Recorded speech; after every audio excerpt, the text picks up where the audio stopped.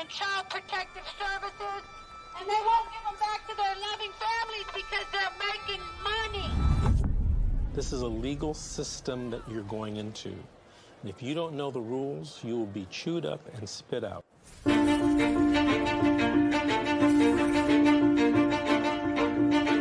I could say anything to a mother who just got their children detained, you're in a crisis.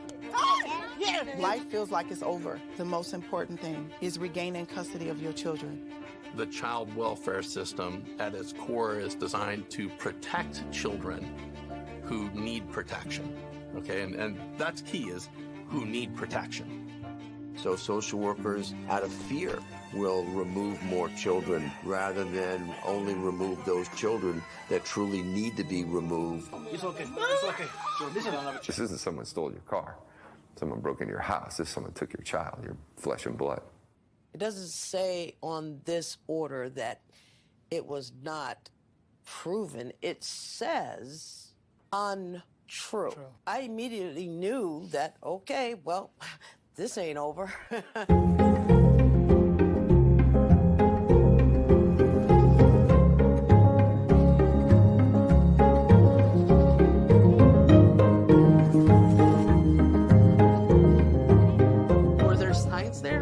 Signs? Did I miss them? Did I catch them? At this point, I honestly don't know. Families only get a finite amount of time to reunify. I came into this field to help families, not destroy them. The difference between the criminal system and the child welfare system is substantial. You have more rights as a criminal than you do as a parent.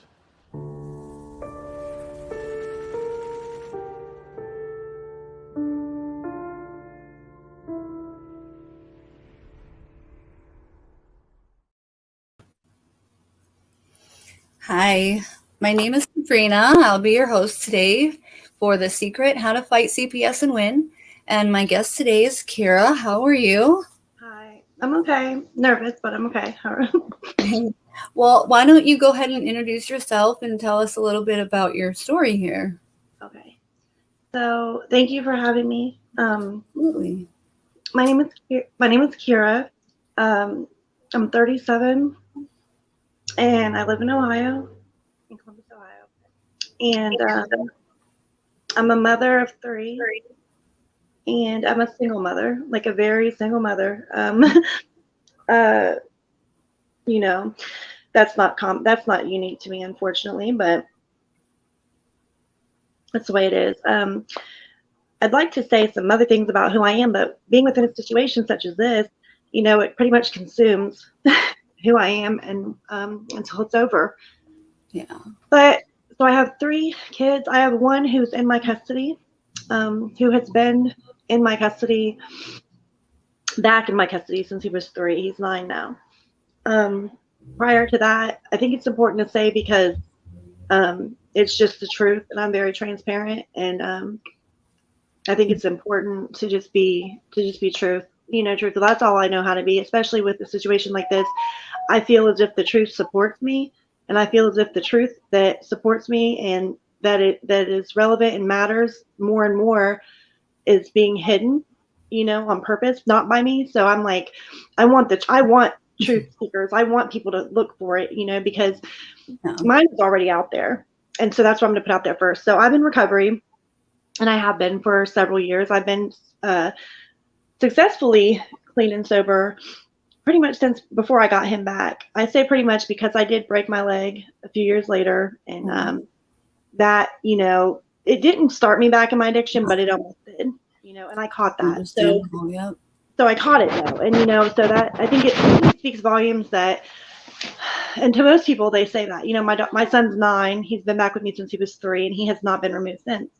However, the past few years, I've been going through, and I barely got him back. Let me say that. I have an oldest daughter, and I won't say a whole lot about that because she ultimately did not get reunified with me.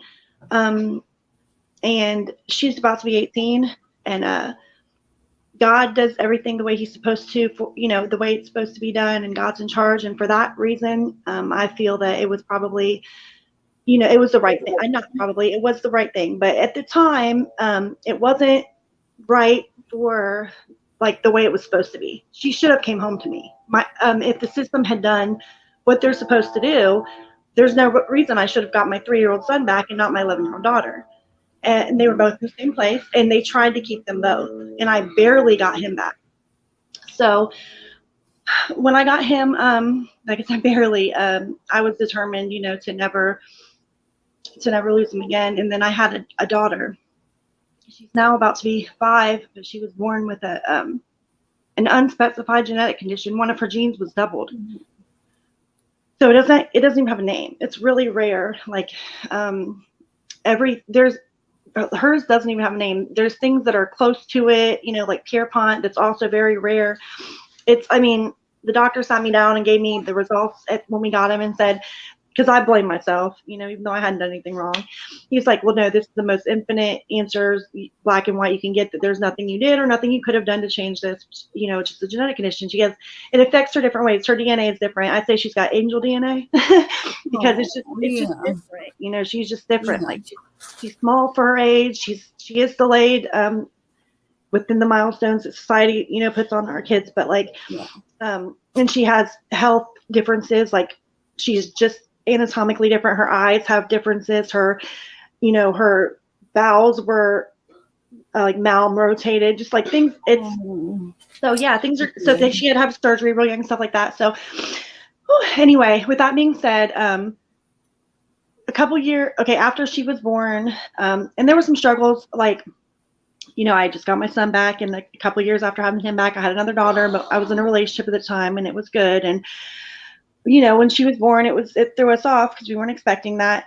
And so when we broke up, and I still struggled, but like I said, I broke my leg at one point, but I still stayed clean. I was determined. And so when my daughter was about 2, close to 2, Children's Services got involved. They came knocking on my door. I don't remember exactly what they said at the time. Try not to get too close on the camera. I don't know. I don't remember. I know that someone had said something. I wish I had more to say to you than that, but it was some kind of accusations that were not true and weren't founded. You know, if they hear my name, they're going to come. I know that. You know what I'm saying? Because I've had history with them. Yeah. And they're always going to question my sobriety. I know that. But and I don't know if it was just the hospital or if it was, you know, my ex and his whatever he was doing, but ultimately the concerns were that like I wasn't feeding her or something like correctly because she was having trouble with gaining weight and keeping it. Now, mind you, within this unspecified genetic condition, one of the few things that they had very little data. It's not very old. It's like 1998 is the first thing but one of the few things that they do have on that data, it says that she is going to be small for her age, that she has issues with weight gain and, you know, feeding differences. And, you know, so anyway, they came and they were, you know, I allowed them to open a voluntary case because ultimately the intake worker did their investigation, got all into my life. I signed off on everything they needed because I didn't even think I had a choice. You know, I've been through this before, but I didn't have anything to hide either. So the intake worker was like, well, I did what I was supposed to do. I don't remember exact words, but I did our intake, and I have no concerns for the children. I have no concerns for your ability or commitment to wanting to take care of them. But I am concerned about you being able to take care of yourself. You have a very full plate. We want to put supportive services in place to help you. That's what this was supposed to be from the very beginning. That was never, and still to this day, has never actually been anything that's happened.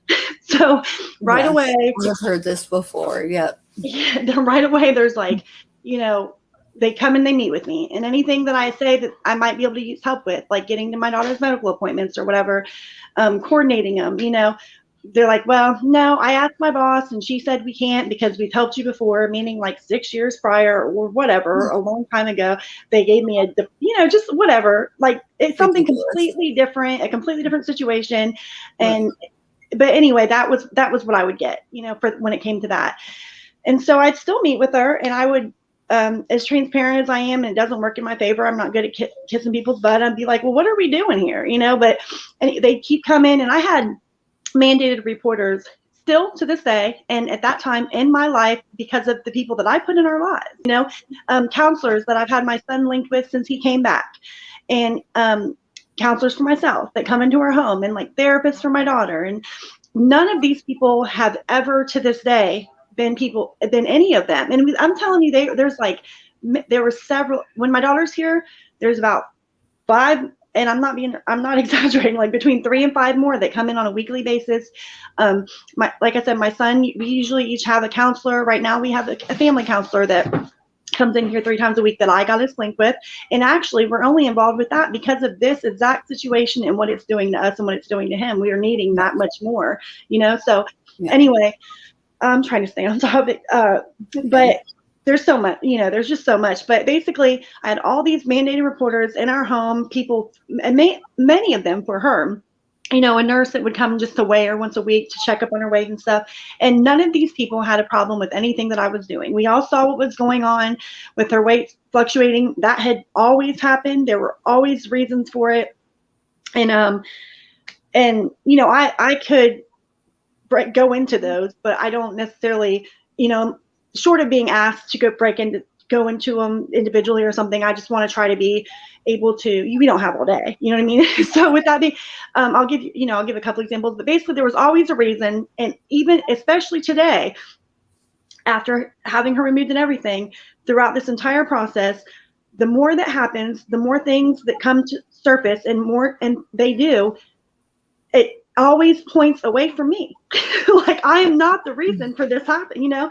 So, and it's like the more, and I'll go back to trying to be, you know, in order, but it's like the more, every time something happens and I'm like, okay, this is it. Okay, so you see what's happening, you see it's on me, or, you know, and even at this point, you know, at first it's just her medical things or, you know, things we're finding out that are different like that. And now it's becoming like them doing stuff that's wrong, them making mistakes, them getting my daughter hurt and stuff. And I'm like, seriously, like the longer this goes on, the more this truth supports me and the more they try to hide it and dig their heels in even further and try to keep her even more.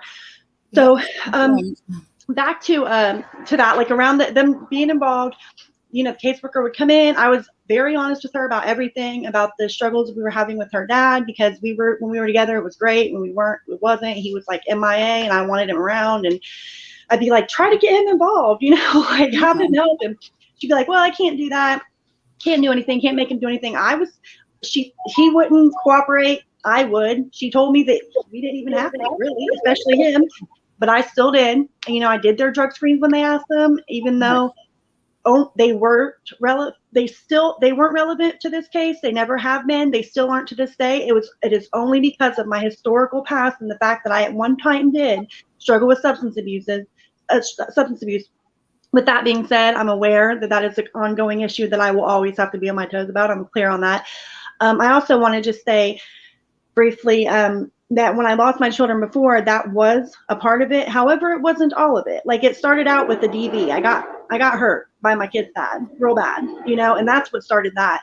But I relapsed and I had trouble getting clean. And my oldest daughter she would, you know, even though that was me relapsing. So I was clean when my son was born, but my oldest daughter, who was like, you know, 9, then 11 throughout that time, she had been, you know, with me through relapsing and not like abused or molested or anything like that, but just along with the chaos that comes with addiction. You know what I mean? Like that's what so I played a part in that removal, a huge part. I played even a part in her not coming home, a huge part. Like I can take that. Like I know that I find my power where I find my part. And that's why it sounds like when I tell this story, which I need to get back to telling, but you know, even my lawyer they'll look at me and be like, say that I'm trying to blame other people. And at this point, I've decided to start responding to them with that. Yes, I am, because it's their fault. But prior to then, I would be like, no, I'm not, because I want to find my part. I want to find where I can change something, but I can't because it's not me.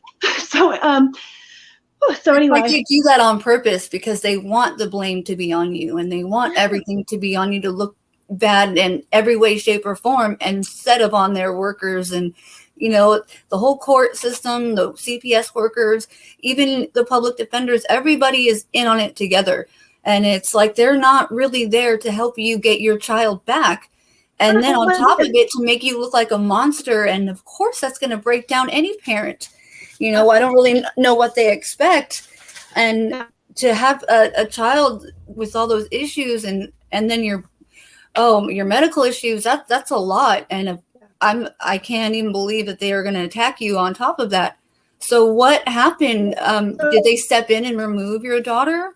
So they were doing her, but I think that for a while they were asking for me, but I appreciate it so much, and just recently it was like, but like I said, you're breaking up a little bit on us here. Sorry, is it better? Better? Almost. Okay, they were playing her out there. Is it here? Okay, there you are. Cool. So kind of that I want to do, that is how they want to post it. They also like to put a position here, and I especially where I am. I'm used to that. You're breaking up again on. I can't hear anything you're saying. I'm so sorry. Okay, can you hear me now? Yes. Okay, we have so so I was also in the position of not only constantly being blamed and trying. We'll give you a few minutes here. Can you hear me now? Yes. Okay. So anyway, for a while, I think they were saying they were not taking her, but as much as I was very grateful, overly grateful, the fact of the matter is they weren't taking her because they shouldn't have taken her. They should have never taken her. They had people in my home, and that's what they said. There are people in the home. No one's taking her. But ultimately, there came a time where they did take her. My daughter had lost some more weight. Mind you, at the time that this happened, and that our local children's hospital stepped in and removed her from me as if I was the issue. Oh, okay. Can you hear me now? Yes, I can hear you. Okay. So ultimately, they did. Eventually, they did take her because her weight kept going up and down. But I'd like to say that, first of all, at that time, that extreme weight loss, other than her genetic differences, it started with her catching pneumonia, and she couldn't gain it back. And I also found out right around the time they took her that the apartment we had moved into and had lived in for about a year and moved in right before she caught pneumonia was infested with mold. And I proved it. I have pictures of it. They saw it. I paid to get it tested. It was there, and I still have that proof and stuff. And I also found research done by doctors and researchers to link malnutrition to toxic mold in babies, like direct link. So that was affecting her. And right away, everybody, including my lawyers, like, you can't prove it. So, quit talking about that. But it's true. But aside from that, as this time continued, because ultimately they kept her in custody for around a little bit over a year. COVID hit, so there was always that excuse. Every 90 days, they dismissed and refiled, because they're supposed to drop it in 90 days. Well, what they did is they drop it and refile, and they had charged me with medical neglect and that dependency or whatever. So after it had been a year, over a year, and all those COVID times, and that was, a lot of the excuse, and then the dismiss and refiles, that I started saying, what is this? Dismiss and refile. My attorney's like, it's a loophole in the law. Because I did retain an attorney, even though I have no money to do that. Nobody in my position would do it. I got the money and I retained an attorney. That retainer ran out a long time ago, even though it was significant. And she ended up being, I'll just leave that there. But but the whole time the case was, I saw her like dropping her jaw and shaking her head and saying, I don't know what this is. Like, I can't, she's been doing this forever, I don't know what this is about. But as they kept her throughout the time, basically, no matter what I did, I knocked out their case plan within a few months, because I was already doing everything they would have asked me to do anyway. And it didn't matter. Nothing I could do mattered. They'd go in there and they'd say, oh, well, she missed a few, she missed a screen, or she missed 2 screens, because they would have me go in there weekly, randomly weekly, and sometimes I'd miss one or whatever.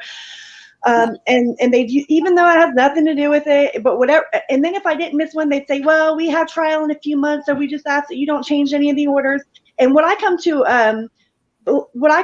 understand, because of my experience with them previously and this experience with them now even more so, that they held on to her as long as they possibly could, hoping and expecting me to break like so many of us do. Absolutely. And when I didn't break in a year, they had to give her back. So that's what happened. They gave her back with no services put in place for that to transition. They hadn't given me more visits or even had visits in my home. Not that I know how to take care of her, but I'm just saying, like, it was just me and my son the whole time, doing everything we can to function in a everyday trauma. You know, both of us are traumatized. They didn't give you services, or you completed the services? No, they didn't give me any. The only service they gave me was requirements, telling me stuff I had to do, like drug screens. Those services that she has in her life, the therapies and stuff that she's linked with, I linked her with in the very beginning of her life. And in fact, when she came back, not only was there no services put in place to help with that reunification, because they set me up for failure. Is what happened. And I'm not saying this because I want that to be the truth. That's just because that's what it is. Like, so when they sent her back, not only did she not have any extra services, but she also didn't even have all the services she should have had because she came back without a board of duty referral, which would have been a very big help for us, but she didn't have it anymore. And so when they sent her back, it was still kind of COVID. Kids were still virtual, and then they became not virtual. And I'm a single parent again. Her dad hasn't stepped up any better, although in that courtroom, and I won't go too much into that because I don't want to villainize him. We both have our issues, but he caught a case. He caught a case that was ultimately victimizing my children and I during the first, case. They knew about it. They heard about it from my kid. It wasn't me that pressed the charges, and every time and I don't play the victim well because I get angry. I don't, and I play right into their whatever the narrative that they're trying to paint. But it is, so every time we go into court, I'm victimized again because I'm blamed for everything in every way, including what he's done, and they're minimizing what he's done, and they minimize the good that I've done, and they, how they do, and that was it was basically they wanted to hand my daughter to him on a silver platter, and come a little bit later in the story, I'll be able to tell you where they did, and she got hurt. But so that first time, when they gave her back in the GAL, so I had 2 GALs when I filled out with Children's Services before, and like I said, even that went the way it wasn't supposed to go. But I can take my part, and I had a big enough part that I'm just, that is what it is. But I had 2 GALs then, and thank God for them doing their job, because other than God, that's why I did get my son back, because they weren't for that. Even though Children's Services filed to keep them permanently and continued to file to keep them permanently, it was only because of the GALs that actually did their job and said, no, he should go home. This one, never from the beginning has she ever taken her own stance. Has she ever put any work into it? And then she goes in and says whatever she has to say to make it sound like she has a reason to believe what she believes. And she's just saying whatever they want her to say. And if we'd ever get a trial, which we never will, I know we're not going to. We never had one before, and we're not going to get one now because then they have to prove what they're saying, and they can't. When they go into these hearings, they don't have to prove it. They get to say whatever they want to say, and when we try to defend it, or my attorney tries to defend it, she gets told, well, that's for trial, and they can say whatever they want, no matter how untrue it is, and it doesn't ever get challenged, and I can't say anything. And so I'm in California, and when I was going through it, they straight out told me that this is family court, and we go off of hearsay. Nobody has to prove anything. And that is just shocking. I was so shocked to find that out. And at least they said it, though. Yeah. I mean, it's not okay. Like, it's crap. You're right. Like, but I was joking because they don't say it here. They act like there's some kind of sanity within the system, and it's insane. It's insane. When I heard them on here say, the criminal, and I used to be in criminal stuff, when I was an addict years and years ago. And yeah, he's right. Even then, even in poverty as a criminal and addict, I had more rights then. I have had absolutely no rights with my children at all. They have had no rights. My son, like I said, I've kept him the whole time, and they have had me feeling as if I was lucky to do it. And it wasn't until recently that I stopped saying, well, I am grateful. At least they haven't taken him. No, you know what? You didn't take him because that's the wrong thing to do. And also because that's going to look a little bit different, because you have a 9-year-old there that's got a mouth, and he's not going to just let you say whatever you want to say. You can't make things up, because my daughter can't talk, and he can. And so there's probably some other, even possibly more sinister reasons behind it, when it comes to, the reasons that people don't really want to talk about as far as what fuels the situation, follow the money. That's all you got to do to figure out what's going on, because none of this makes any sense unless it's because, like I said that to my caseworker recently, and I need to get back on track, but I said something about, you keep my special needs child in the system as long as you can, just pumping the money in the system. And she was like, please, it takes more money. I'm like, yeah, it does, which shows exactly how you cut the funding. That's what this is about, because it does take a lot more money than it would to just keep it with me. So what's that about? I think they get extra funding for special needs children. Oh, yeah. Because I keep hearing over and over again, people with children that have autism, and I mean, a lot of that actually. And just, I don't understand how anybody in their right mind can say that a child with special needs shouldn't be with their own parents who they're comfortable with. Even more so, right? Oh, yeah. So I'm sorry. Continue. No, you're fine. You're right. That's what I'm. And I said that to them too recently. Like, I'm telling them stuff like they already know, like that even in the best and of the worst, like of the best foster homes and of the worst homes, we know by now that it is still almost always better to keep them with your family, right? This is like, and this isn't the worst. And my daughter already has special needs, so she already can't talk. She's already got a disadvantage, and she shouldn't have had these core issues. My oldest two, well, my youngest one, he barely remembers that. He feels like he's been with me his whole life because of that time felt short to him, by now. But still, there's some core issues there that I have to take some blame for. And especially with my oldest daughter, she'll be coming back around soon. I heard from her. She's about to be of age and graduating and stuff.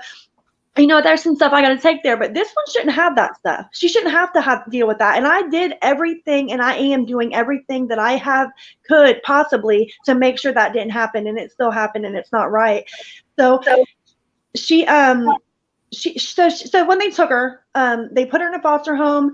After I was fighting to get a second opinion. Yeah, I had to fight, of course, because we don't have any rights. I had to get the magistrate to order them to take me for a second opinion, to take her for a second opinion, because he was like, yeah, why do I have to even? And finally, my attorney went in there, like, because they're not doing it. They won't let us do it. They're saying, and so he's like, okay, yeah, take her to the second opinion or whatever. So we went to another hospital, and as soon as we got to another hospital, they immediately changed her feeding tube from a to a different type of feeding tube that bypassed her, so she couldn't vomit, because she was vomiting frequently, large volumes, and could have died any of the times that she was in their custody. I have pictures from the foster mom. She was continuously vomiting, and she could die. Like, the aspiration, that's why she's on a feeding tube. And so even that was a problem that was happening from the very beginning, that when they first took her, she was in the hospital for a month, because waiting for placement, and every day in the hospital she's vomiting, and even the hospital, and I'm like, what is going on here? And so then we went to the second opinion, and right away they changed her feeding tube. So that right there is a sign that someone was not making a choice that they should have made, and that wasn't me, right? Like, that's a doctor choice that should have been made. So that happened. And so so anyway, it didn't matter. Like I said, they ignored that. They kept her, and then by the time they gave her back, it was like, my attorney suggested that I just go ahead and move forward uncontested with the dependency, which I felt uneasy about then, and I wish I hadn't. But at the same time, she said, well, I wasn't worried about them following me. I didn't do anything wrong. And but we know, I didn't know, but what that dependency is, what I was told, is that by no fault of my own, intervention was needed. And that's what it meant on my case. But it's a whole bunch of crap, for one. And whatever. It was just basically to cover their ass, and so that I had to let them stay in my life, and so that's what they did. They dropped the neglect because they couldn't prove it, period. That's why, because they weren't going to win. That's why they dropped it, and they haven't picked it back up. So she was back with me for 5 months, and I had to head on address issues that were serious issues that they clearly weren't dealing with her. She was gagging nonstop every day, all day. Yeah. So her weight was, okay, so she was back with me for 5 months. Over that 5 month period, she had lost a total of 2 pounds, and by the time they took her back, she had gained it all back. And I had documentation in black and white from this other hospital that I took her through to. You guys said don't use names, so I'm just trying to keep it like that. That literally said in black and white, and I still have it because I am going to sue them on behalf of my children and myself. And I'm certain we'll win. Absolutely, my kids will win. I know they will, and I think I will too at this point. But and I think they don't have a whole lot of that fear because they're used to getting away with it. But I think they have a little bit of concern, and I think that's another reason why they're holding on to her like this, waiting for me to break. Like, man, because just the thought of they have been wrong. And so when they gave her back, I was addressing all these things, and even down to the point of. Like I said, in black and white, I have in writing from the doctor that says, when she showed up at this hospital, this is what she presented. This is, and I'm just doing this to try to keep it simple and as short as possible. This is what she presented. This is what we did. Basically what I've been saying was happening that the other hospital was ignoring. And this is what we did to change it. And this helped. And then she started gaining weight back. And so it straight right there said that in black and white, that this could have been what was affecting her weight loss and electrolyte imbalance. It's like black and white, not my fault. Okay. So, but again, they went into court after 5 months. What they were just going to do is ask for another extension and to stay in our lives, right? But what they did is they went into court and asked to take her back, and they lied. They lied and said that because we know they're supposed to not do that unless, number one, they exhaust all resources to keep them with you, and they didn't exhaust anything and try to do anything to keep her with me. They did the opposite. And number two, they have to feel like she's in imminent danger and they knew she wasn't. I've even had my caseworker admit that to my face several times. Like, you knew she wasn't in imminent danger of being hurt. You knew that her weight loss that she gained back. You knew what it was. And they're like, and then she'll say, well, that wasn't our only concern. Oh, because I had missed their drug screens during the time period I was taking care of my daughter's medical care because they were irrelevant. They didn't matter. You know what I mean? And I was taking care of my daughter. So just whatever they could. So anyway, and I wanted to also tell you this. Hold on. You can't say that. You got to go to the room if you're going to talk like that on the phone. But so another thing that's important is that when I got her home, right away, this local hospital here, and they've started changing the way that they're communicating with me too. I think they're starting to see something, but I actually think that in the beginning of when this all started coming out, maybe they and maybe even Children's Services to a certain degree in the very, very beginning did have some concerns and have some questions that they weren't completely satisfied with the answers, right? Because it's so unknown. But a long time ago, that changed. And by now, there's plenty of answers and plenty of information where not only does that ignorance not really work anymore, do they just know too much for you can say like, well, I don't really know. Like my caseworker tried to say like, I'm not medical and the doctor said this, except for the doctor didn't say that, but like, so a long time ago that changed and that's no longer the case. And when they took her back this second time and they kept her for too long, like I said, over a year, they just did it like on purpose. And this second time they had far less reason to take her and even more reason not to take her, more reason to believe that wasn't the right option. And they still did it with lies, with misrepresentations of the court. The longer this has gone on, the further from the truth everything has become, the more lies. I mean, it's a mess.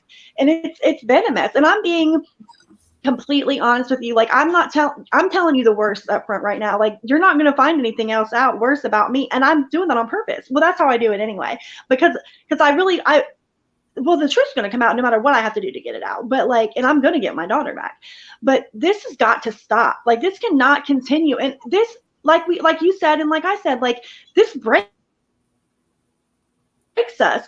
It's our children, and this breaks us. And I know why so many people. I never understood how people gave up before. Now I get it. I'm not going to do it. But now I get it. And so that's why, because I am so stubborn and I am holding on to my kids and that's why I'm going to keep fighting because I'd like to have for my kids to have some money too. But for everybody that has to go through this has to stop. And until we fight it, it's going to keep going. They're going to keep doing it. So anyway, I don't know what happened. Can you still see me or hear me at least? Yes. Okay. Yes. So no.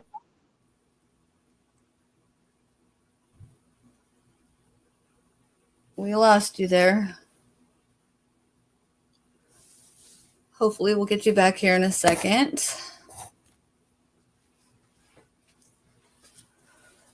Oh, it's just a shame that they keep getting away with doing things like this. Any of you guys else going through similar things, I am so sorry. And Kira is so right on with never stop fighting for your children, because if you don't, who else is going to? And as hard as it is, and as many times as you think that you can't get any further or you won't be able to win, just keep pushing. No matter how much you think that it's over, you just got to keep trying. It's very difficult. They break you down on purpose, and everybody is in cahoots with each other. It is so difficult and so unfair, and our children are the ones who are suffering here. So it, makes it very difficult.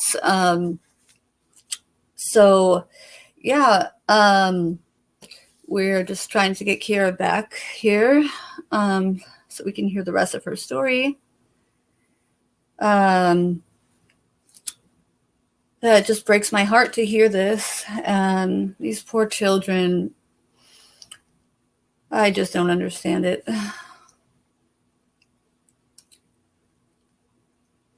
And I saw in some of the comments, somebody was saying that they just lost their child today. It was taken away. I am so sorry to hear that. If you would like to call in to the show, we would love to hear it. What's happening? Hello. There we go. Hey, are you back? Yeah, I am. Okay. So,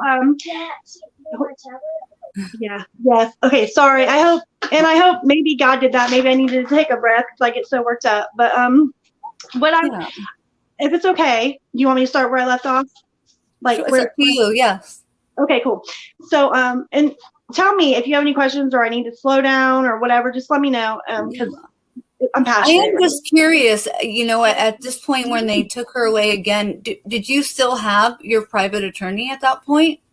I did, but my retainer on her had run out a long time ago, so she's been court appointed. She it does feel like it changed to me, and regardless of why this is happening, whether it has to do with court appointed or not, because she says it doesn't. I know that things are happening that should not legally happen, and someone should be able to do something about this. And that's supposed, as far as I'm concerned, that's supposed to be her. And I tell her that all the time.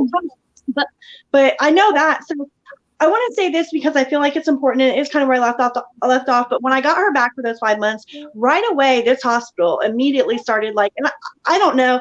I was told Children's Services told them to do what they did, but regardless of what happened, they started calling, and they'd call me and say, "Come in right now." My daughter would be fine. I had to do my son's school, whatever. I didn't jump in there. They say I missed an appointment. They did everything that they could. Like I said, I feel as if there were some liability concerns. In fact, my first thought about that was when I requested the records in the beginning of this, and I didn't get them all, and they told me that they weren't giving them all to me, and that and I still have it, and that they knew I could file a court order to get them, but at this time they were going to reserve their right not to give them all because some of them could hurt somebody. That's what it says, and so that was maybe like what is that about, and even just questions I started asking them once I got her back about things that were going on, because when she came back there were things there were things that were happening and that you could see that shouldn't have been, that were happening when she was gone, and I was seeing the evidence of it now. And when I would ask them about it, they'd be like, no comment, or I'm like, what is this? I'm not so anyway, what I wanted to say is that when I got her back, and the hospital social workers, not even doctors, but the social workers there would make calls to Children's Hospital and say, I missed an appointment or whatever they would say. They opened a case. They opened a brand new case on me for neglect. And this guy that worked for Children's Services, who no longer works for them, I'm not sure exactly why, but he investigated it and he closed it unsubstantiated. So right after they took her again, a couple weeks later, I got it in the mail that they had actually unsubstantiated all of that. So still to this day, neglect hasn't been picked back up. It's never been proven. It never will be proven. In fact, to me, that says disproven. To me, I know that's not necessarily what it says, but it definitely said unsubstantiated. They took her back anyway, and they went into court and they said things that weren't true so that it would warrant them taking her back and getting what they want. And so this has been and I should say this too, when she was gone the first time, not only were things not being addressed that need to be addressed, that are finally now being addressed with the other foster mom she's at. And it's unfortunate why she ended up getting moved. I will tell you that in a minute, but I'm glad that she did. And I know that it's also all in God's hands, because now she's addressing the things I was addressing. So it's really interesting too, how when they had her, they first took her from me, and she's with this other woman who was okay. I mean, it's sad how we have to be so grateful for the ones that are just okay, because they can be so bad, you know. Because you're like, well, at least she was okay. But basically, she wasn't addressing a lot of things, and maybe she just didn't know. My daughter's a very complex case, but now, and they were just making it be like, oh, well, see, she's fine now. It's basically blaming it on me. But now she's with a woman who used to have nursing in her background, and now she's doing the same things I was doing, addressing the same issues I was addressing that they were not addressing. And also, when she was the first time she was taken, and she was with the first foster mom, and that's who they put her back with when they took her at first. I have all these pictures and all these times that I tried to report through my attorney to their attorney, these concerns that I had about her feet being shoved into baby feet that were obviously too small, or bruises on her faces, or burns on her. I mean, things that were questioning and concerning to anybody who saw it, and they would brush it under the rug and minimize it and not. And I have all these things that happened that they didn't. And even the least of these concerns, and that's not all of them, but even the least of these concerns that are legitimate, that I have proof of for these places she had been, they are not equivalent to the most of the concerns they have for me. Like, none of that happened with my daughter, is what I'm trying to say, when she was with me. She was never, I did anything I could to protect her, even from her own father when he was active, even when he caught us. You know what I mean? Yeah. But then they took that from me. And when they took that from me, she got hurt. And so what I want to say, and then I'm going to try to take a breath, and maybe you might have a question about something. But when they took her back and put her with the other woman, and mind you, the nurse that we didn't have any actual nursing services. I was asking to get those started, some kind of aid service or something. They wouldn't do that. But there was a nurse that would come here weekly to wear, and she did not sign up on my team. Like, when she came over here, she had known me through that situation. So I know she was apprehensive. I could tell by the way she was, and I'm just an open book. I act like this all the time. So some people don't necessarily like me or don't know how to take me, but she is still, to this day, I hear from the foster mom, we don't talk that much, because she was like threatened basically to take off my daughter's case if she kept talking to me. It's ridiculous. Oh, but my gosh. Yeah, but she's one of my biggest, like, in the background, like, one of my biggest supporters. Like, she tells these foster parents, like, she didn't do anything. Like, I didn't do anything wrong, and she's like the one who has been involved the most and knows the most. But when she was taken back based on lies, based on, misrepresentations, that's whatever, complete, just lies is what it is. We try to say it nice, like misrepresented facts, but it's lies. When she was taken back, ultimately, the things weren't being addressed again, and they were, ignoring me, of course. And these are things, like I said before, like, she's vomiting, like she could die, like they know that, and they're just letting it happen. Like, it's not like but eventually, when they took her back when they gave her back and said, well, this is what the GAL said. I know I stepped back a couple steps, but the GAL at this court day, and she said many things that I would love to have the printout or something of that she'd say in court, and people just let it go like it was okay. Like, but anyway, this isn't one of the most appalling, but one of the things she did say at the end was like, well, if this was a year ago, I would say she'd be with dad and everything's fine right now. But dad was given 3 things to do and he did none of them, and mom was given pages and she did them all. So I guess she's going back to mom. Like, that's what they said. That's how I got her back. And so, and when the foster, when the caseworker handed her back to me, my lawyer had always told me, still does, you have to be better than perfect. And I'm like, that's impossible. But I know why she says it though. But my caseworker would be like, no, you don't have to be perfect. But this time, because they set me up for this, she's like, okay, now listen to your lawyer, be better than perfect. Probably because if I was a fly on that wall, I'd tell you, they probably said, don't worry, we're going to keep her on drugs free. She's an addict. She's going to slip. We're going to catch her. But they didn't, and they won't. But still, they did take her. And when they took her back this last time, they did hand her to her dad on a silver platter, in spite of all of the reasons that they knew and the proof and evidence that they had as to why they shouldn't, why he wasn't the place that she needed to go full time. Just because, he wasn't even involved enough to say he could take her out full time. I mean, he wasn't really, does he even have the experience to be able to take care of her? Because it doesn't sound like he's been involved, right? Yeah. So he could meet her basic needs, and for a limited period of time by himself. But because there are so many of them, when we were together, he helped. When this first happened, when I found out the mold was in our apartment, I actually sent her to be with him for a couple of weeks while I was getting me and my son, and we were in hotels and stuff like that. Okay. But then I took her back. You know what I mean? Yeah. And so, yeah, based on that and the people that he had around him and the decisions that he was making, which also included abusing alcohol and, smoking sometimes, and the fact that they knew about these things, but they didn't have him drop it screen hardly ever. They stopped him from having to scream because he couldn't drop clean. They handed my daughter to him on a silver platter. And when they did that, I still to this day don't know what happened, but I know he's getting another charge. I say another because he caught the one case coming into my house, putting his hands on me in front of the kids, and just recently pled that down. And then he caught it, and that's really the worst of him. Honestly, I hate to even speak bad on him like that, but that's just a bad decision he made, and it affected my kids and I. But now he's going to be facing a charge for child endangerment. But I feel strongly that they should be facing something because there's no reason they should have given her to him. There's actually every reason they should not have.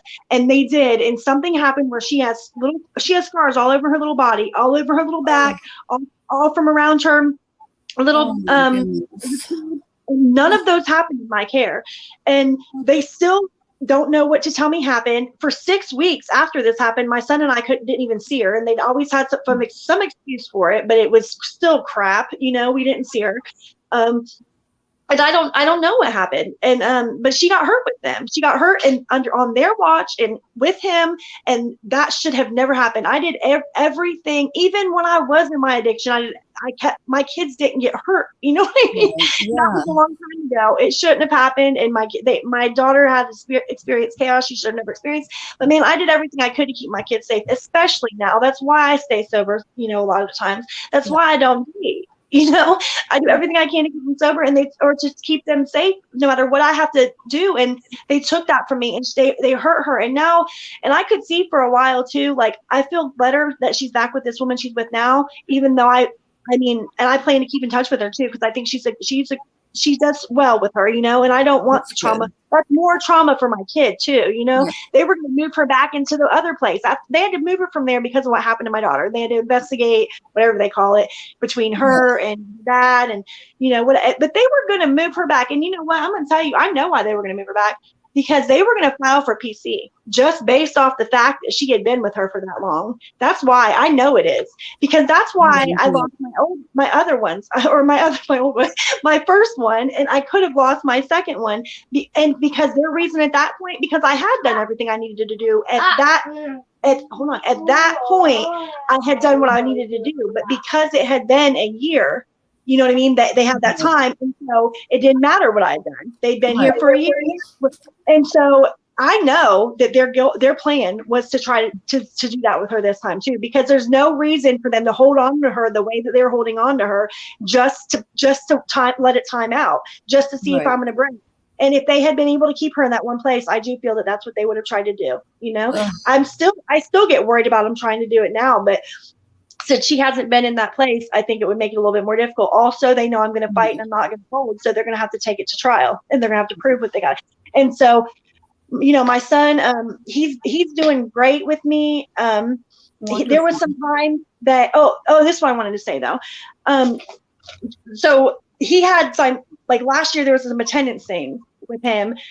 They were directly related to the way that they kept her and gave her back, not just because of the trauma and the conflicts that him and I we had in the morning, and his fear of going to school and stuff like that. But because when they sent her back to me with like 3 days notice and no support put in place, I couldn't be but one place at a time. In the middle of winter, I couldn't walk my 8-year-old son to the bus and take my daughter out with special needs and get him to the bus and stuff like that.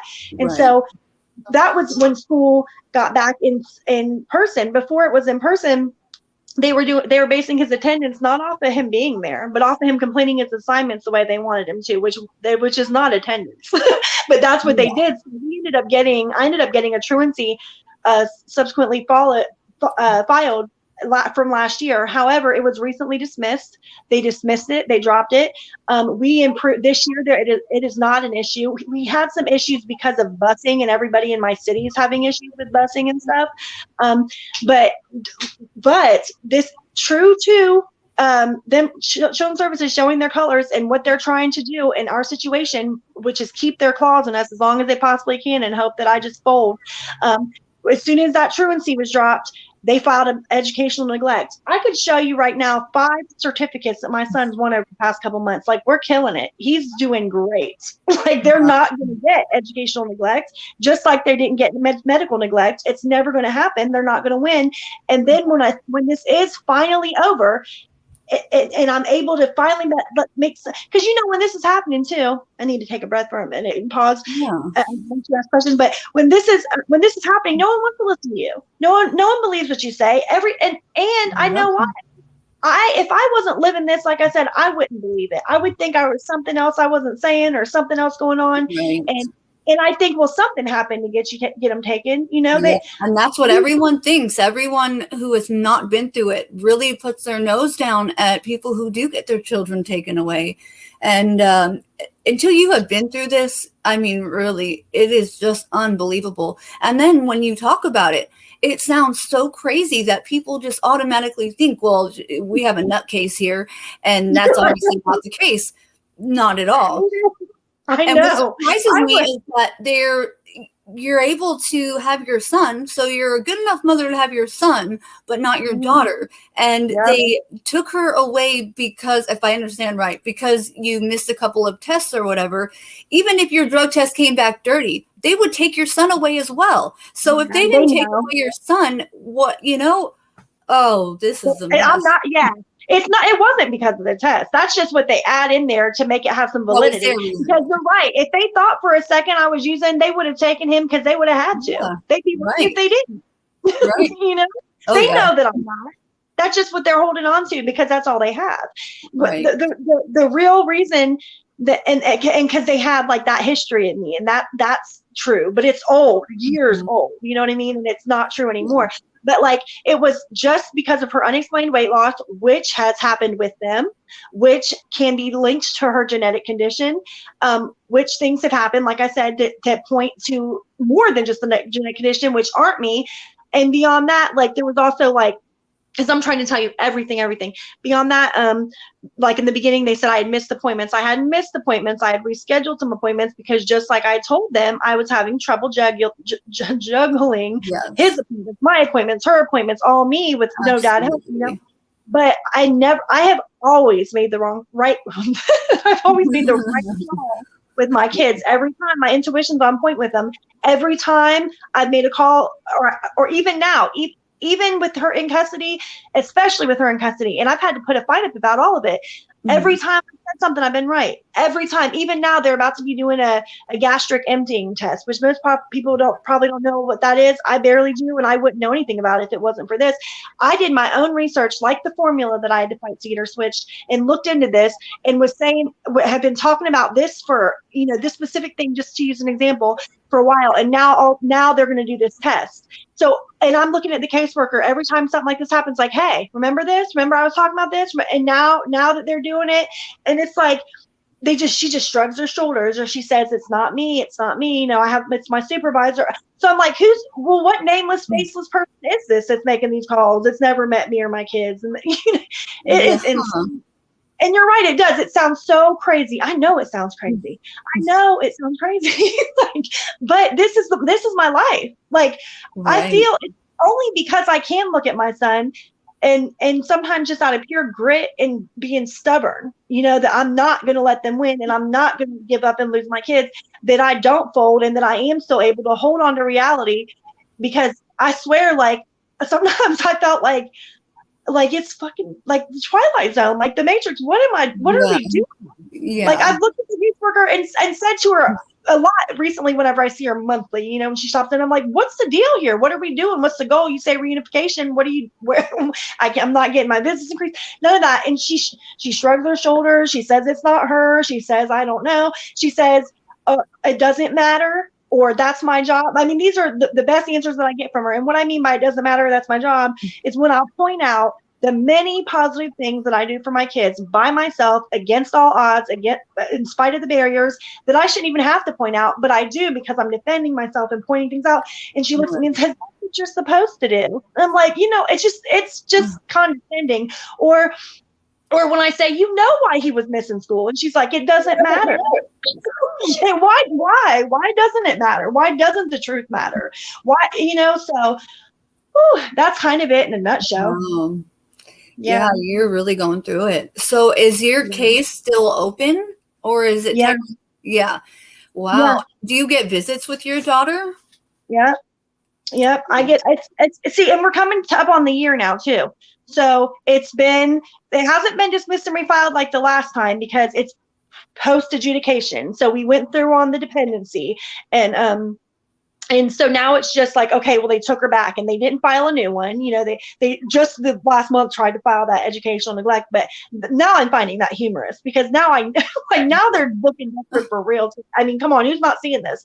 But so they took her based on not a new charge, because clearly, like I said, it got unsubstantiated at that time. So just they said that she needed removed again. And since she was removed, you know, more things have happened than happened before. More things have happened. All the things that happened with me and more. Her weight went up and down, all of that. So we're coming up on this. This is the second time she was removed, and we're coming up on a year again. So I feel like only because that had to happen, because I really think in my gut that if she stayed with that same foster mom, they'd be filing for PC right now just because. That's what I think. But I think that because, I think so. And but I think that because they weren't able to do that, and because I haven't folded and I'm not going to fold, that I'm probably going to get her back again, you know, soon, probably, because it's coming up on a year. So there's that time. Like they're going to have to. So what are the social workers or the courts, or what are they saying that they want you to do in order to get your daughter back? They're not saying anything. They say they bring up drug screens. So, you know, mind you, I already. Like they'll bring that up, but just like I've done them. I've done some. I've done a lot of them though. You know what I mean? Like I go weekly, and I get drug screened from my doctors because I'm on medications, and they watch me with my history. People that are actually qualified. You know what I mean? Right. Like, so it's crap. It's just the only thing they're able to hold on to. And my attorney will be like, well, you know, just do them. I get it. Like that, I set out to do that, but I have to do everything. I'm the one who has to do everything. I have to be there for my son for everything. I have to make sure everything's okay. No one else is picking up the pieces. You know what I mean? So if I can't make it for whatever reason, so one of their screens, one of their weeks, that's not active parenting, and they know it. Yeah, you know, and I don't know how it works out there, but in California, it's like on a call system where you have to call every day, and if your color comes up, you just have to go. You know, how are you supposed to work and have a normal job or go to school or whatever with the way they have it? Plus, they want you to go to perinatal classes 2 to 3 times a week, plus meet with your counselor, plus the visits, and then they make it as hard as possible with scheduling, like almost intentionally, so you can't make it. Even if you're like 5 minutes late, they cancel it on you, and they make it as difficult as possible. And they haven't even added, and I didn't sign the second case plan because I signed not that it matters a whole lot, you know what I mean, but I didn't sign it because I signed the first one and I completed it and it didn't matter. And the second one is saying a whole bunch of stuff that I already do, and it's pointless to sign, you know what I mean? And they don't add a whole lot for me to do other than the urine screen, because I'm already doing everything that I could possibly need to do. I was doing it before they came because of our history and our lives, and I care about my kids and our mental and emotional well-being. Like me being who I am and my issues, I have to stay on top of that. So I was already doing that. And like I said, I got me and him into an intensive home-based counseling through one of our community providers who comes here and sees us 3 times a week. And that was on my own referral, who was supportive of us. And so I'm having to get us into more things because of my response to their trauma to us, but they're not really adding a whole lot more because there's not much more they can do. All they can say is something about drug. Literally, that's all they ever come up with is, oh, well, you know, the past week she missed 2 drug screens, meaning I did 12. I missed, you know, like, but, and I have this other place that's got stacks of them where I'm clean. Right. It's just, and that's just, you know, life happens and things come up where you can't always make it to their, you know, appointments they want you to jump through. But it's wonderful that you are also getting tested through another doctor. You know, I had issues with them trying to say that I shit you not, one of my drug tests came back positive for everything. And my counselor had told me, she goes, this is really strange. And I know that it's not possible, but you have tested positive for everything. So I made it a point to go get tested somewhere else. But that comes out of my pocket, and not being able to work because of your scheduling, not being able to hire an attorney because now I can't work to pay for it. You know, they make it so impossible. And you're doing great. I mean, the fact you have your son is so wonderful, and it sounds like you have your head on the right track here, and you're doing your homework, it looks like, and good for you. Are you in contact with the public defender at this point? She is. She's court appointed. Was when I retained. Yes, I'm in contact with her. I am in less contact with her than I was in the beginning, and she'll even say stuff to me about that sometimes. But honestly, it's because I'm sick of hearing the same thing I hear. Like I come to her, and it ends up being switched around, and it feels like I'm talking to them. You know what I mean? So I'm like, what are we? You know, and I'm like, you haven't caught you. None of you, including you, haven't caught me in a lie yet. And if you had, you'd be holding on to it, and it hasn't happened. But I know I sat here and saw you in court, talked to my attorney, and watch your jaw drop. I don't know how many times about things that they've come out of their mouth and they've lied. And you have the audacity every time I come to you with an issue to turn it to allow them to send us through some kind of rabbit hole where I have to defend myself. So I'm sick of that. So no, I don't call her a whole lot, but I'm in touch with her enough. And I have a parent mentor who is it's a good person to have because I requested her. And I'm glad I did because of my fight with them before. You know, I ended up doing family drug court at that time. It was appropriate. I'm glad I did. I definitely wouldn't have got him back if I hadn't. That's the only thing that, like I said, other than God and the GALs who did their job, and the fact that I jumped through those hoops at that time and have those people on my side, you know, I had a fighting chance to get my kid, to get my son. Otherwise, I would have lost him like I did, you know, my daughter. Right. But like, and that's a whole other, you know, cause that wasn't supposed to happen. But anyway, so I know a little bit about that. You know what I mean? I've even said, shoot, you want me to go back to drug court? No, they don't. Cause I know I don't have a drug problem right now. Like, so I have a parent mentor that she comes to our visits. They haven't increased them. They are the exact same that the 2 hours once a week. They are in my home now because a few months ago, like my attorney asked, because they're not doing the reunification, they're not doing the steps. They never have for me with any of my kids. They've never all they've ever done is hold on to them, and then if I get them back, barely I get them back. But so my attorney asked for like supervised visits. That happened, but it never increased. And a few months ago, it was supposed to. Everything's like a few months, but like 6-5 months ago,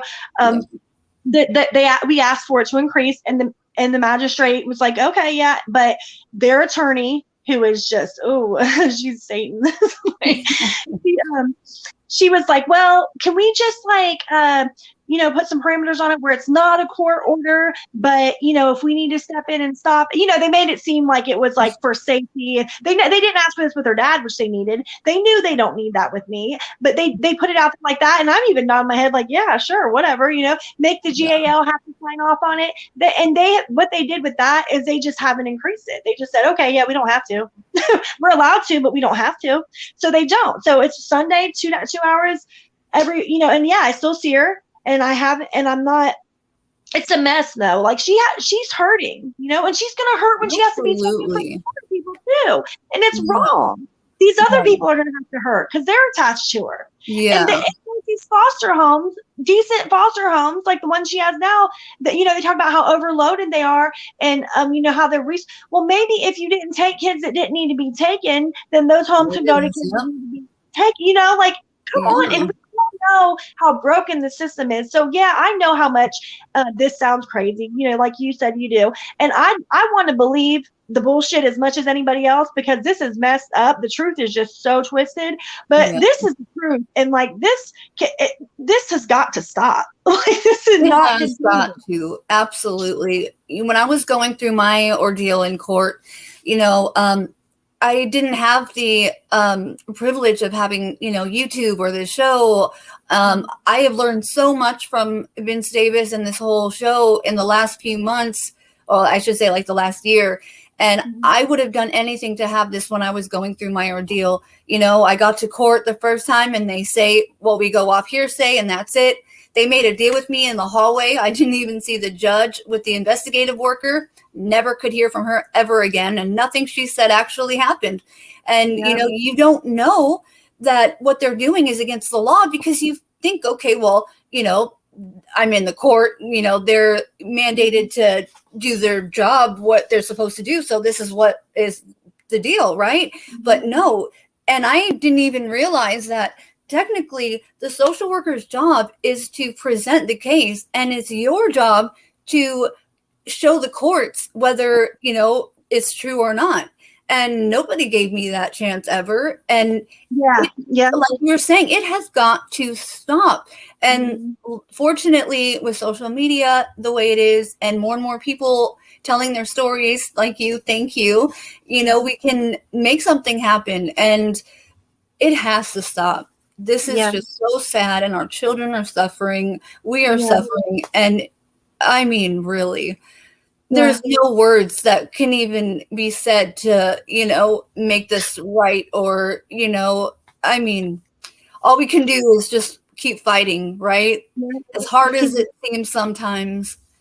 This is the time too. It's just like all of the things that are finally come to light, these things that have been going on for years and decades in our society. Decades, all of these things, it's just like that. It's just as bad as the worst of them, because these are our children suffering, and us, and our generations and generations. They get to go this isn't a job for us. When I get my kid back, it's not over. She'll live with this forever, and one way or another, even she doesn't remember it, and then her kids will, like, this is, and that's the truth. We know that's reality. Like, that's been proven now scientifically to a certain extent. So this is the time, like we're talking about. I mean, I'm all about it. My children are biracial. I'm as white as I am. I'm all for, the movements that we have going on, but this needs to be a part of that. This is just serious. But it's harder to fight because of, like, the way it's set up. It's set up for us, people like us, to lose. But you know what? Just like the opiate epidemic that didn't become an epidemic or on anybody's radar until it started hitting people's homes that had money, this is going to do it too. This doesn't stop here. This is going to go into your homes too.